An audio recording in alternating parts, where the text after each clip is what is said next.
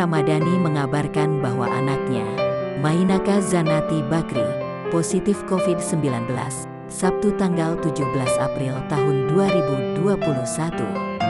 Kabar ini disampaikan langsung oleh Nia Ramadhani melalui Instagram Story.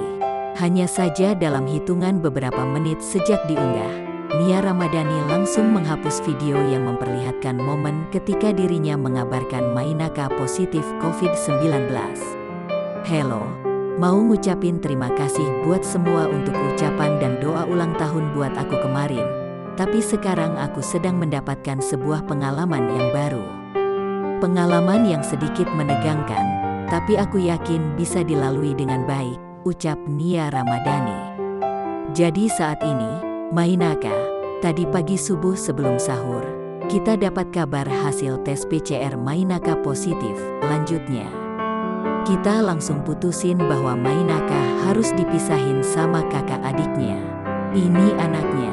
Pertanyaannya, kenapa Mainaka nggak pisah sama mamanya? Karena Mainaka mau sama aku, jelas Nia. Aku nggak tahu deh pendapat kalian. Cuma sebagai ibu, aku rela memutuskan melakukan ini. Bismillah.